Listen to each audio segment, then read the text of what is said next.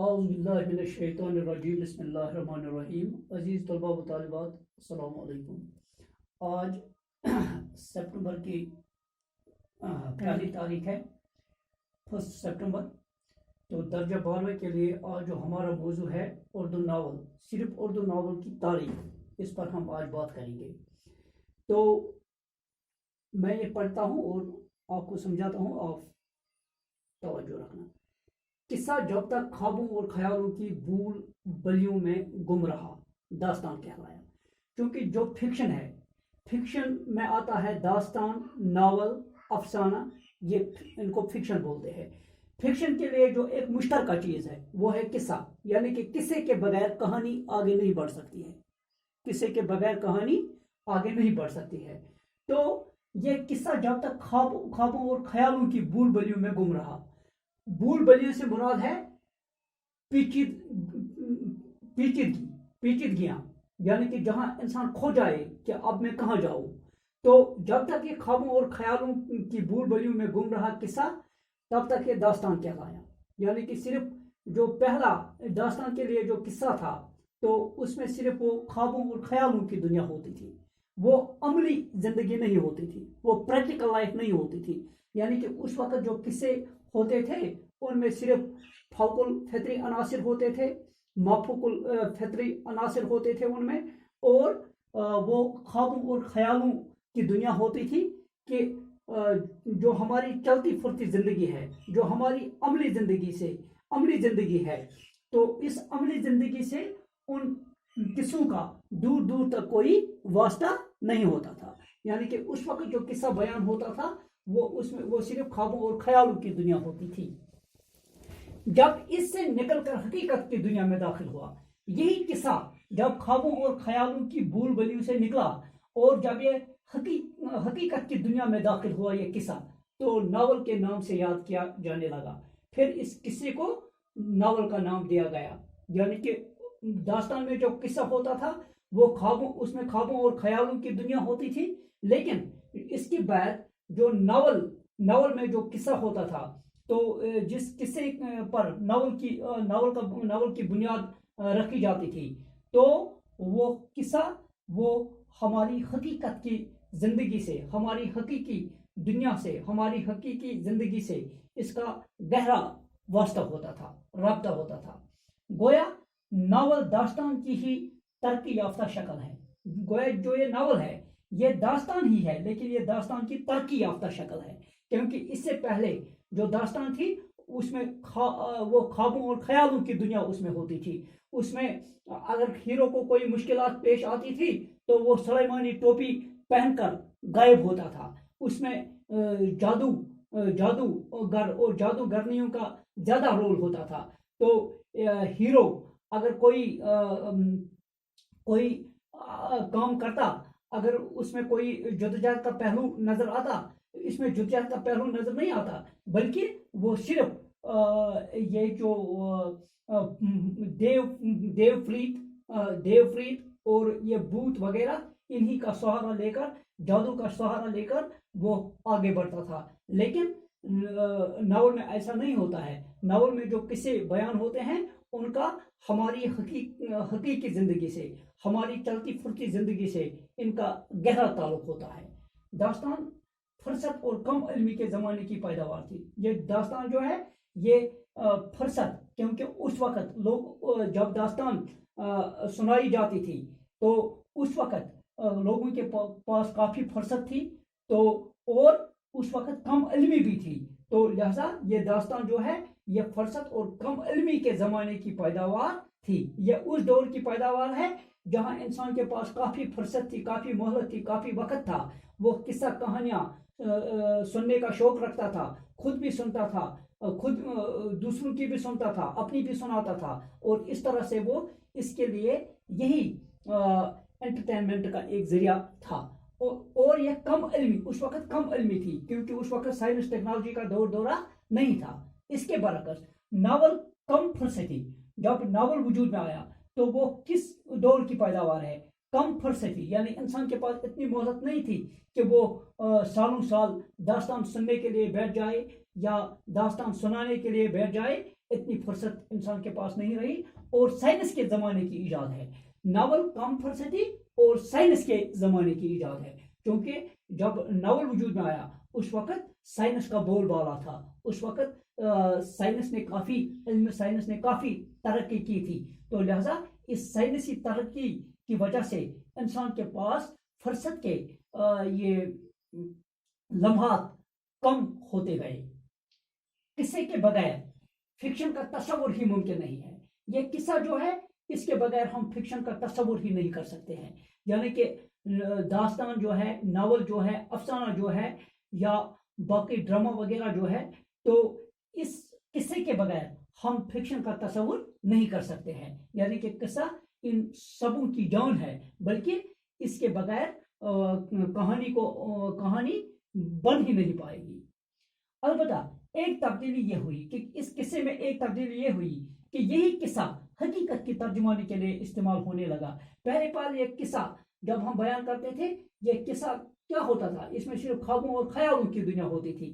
لیکن ناول میں جب یہ قصہ آیا تو یہاں پہ کیا ہوا, یہ تبدیل ہوا کہ اس کا حقیقت کی زندگی, یہ قصہ حقیقت کی ترجمانی کے لیے استعمال ہونے لگا.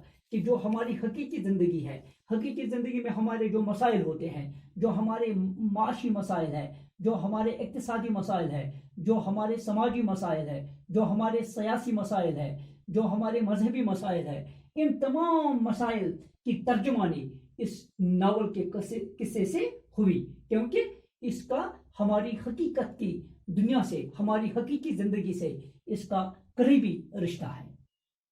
یعنی کہ قصہ خوابوں اور خیالوں کی دنیا سے باہر نکلا اور ہماری حقیقی زندگی کی تصویر, ہماری حقیقی زندگی کی تصویر اور ہر روپ میں اس نے ہماری زندگی کو پیش کیا, اور روپ بدل کر ناول کہلایا. اس قصے نے اپنا روپ بدلا اور یہی قصہ ناول کہلایا. کیا روپ اس نے بدلا, یعنی کہ یہ خوابوں اور خیالوں کی دنیا سے نکل کر ہماری حقیقی زندگی کی ترجمانی کرنے لگا.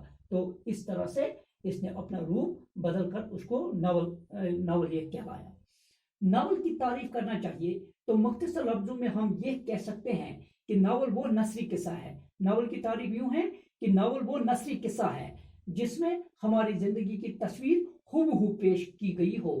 یہ ہماری زندگی کی ہو بہو تصویر ہے. ناول ہماری زندگی کی ہو بہو تصویر ہے. یعنی کہ جو کچھ ہماری زندگی میں جتنے بھی مسائل ہیں, جتنے بھی مسائل سے ہمیں دوچار ہونا پڑتا ہے, اور ہمارے سماج میں جو بھی اچھائی ہے یا جو بھی برائی ہے, ہماری زندگی کا ہر رنگ, ہماری زندگی کا ہر روپ ناول میں ہمیں ناول کے قصے میں ہمیں دیکھنے کو ملتا ہے.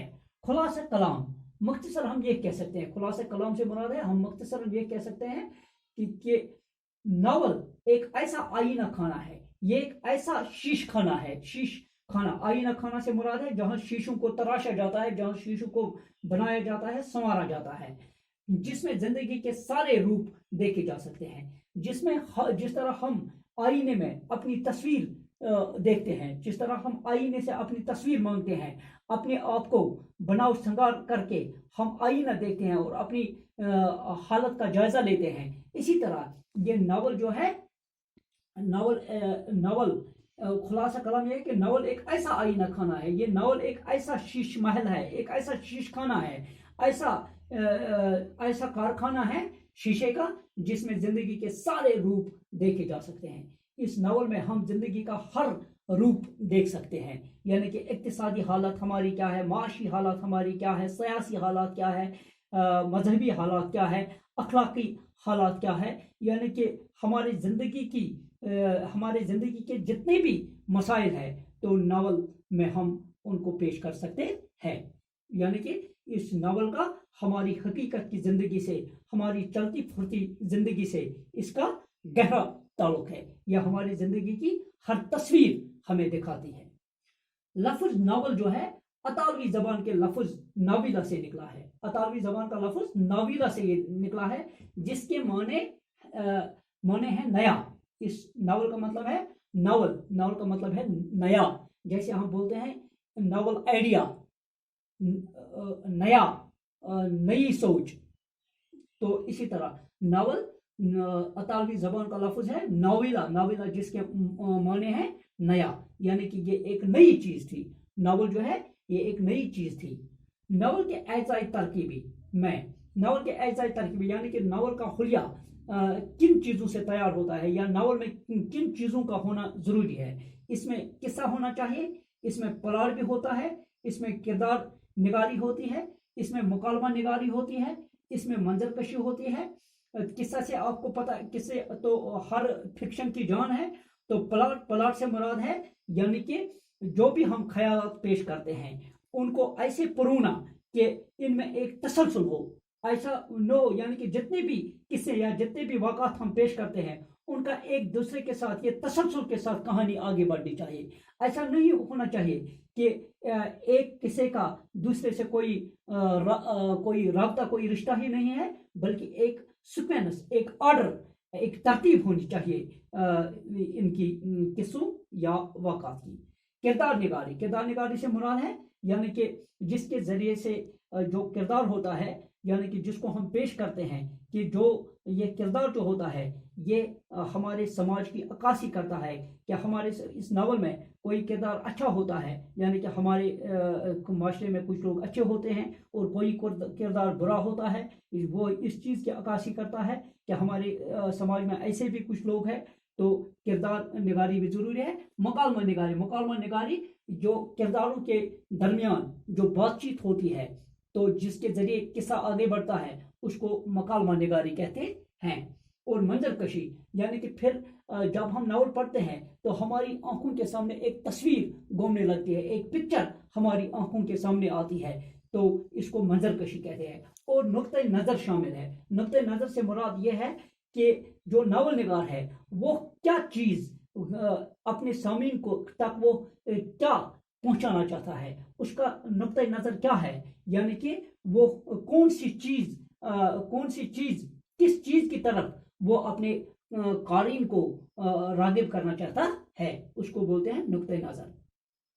अब मौलवी नज़ीर अहमद तौबतुन नुसूह इसका मशहूर नावल है। अमरो जान अदा, मिर्जा हादी रुस्वा, गोदान, निर्मला, प्रेमचंद उर्दू के अहम नावल और नावल निगार हैं। ये उर्दू के चंद अहम नावल हैं और चंद अहम नावल निगार है। इस तरह से आज हमारा ये लेक्चर नावल मुकम्मल हुआ। तो ये आज हमने सिर्फ नावल की तारीफ पर बात की। तो नावल का आगाज व इर्तिका इंशाल्लाह इस पर हम अगले लेक्चर में इस पर हम बात करेंगे। बाकी वसल्लम।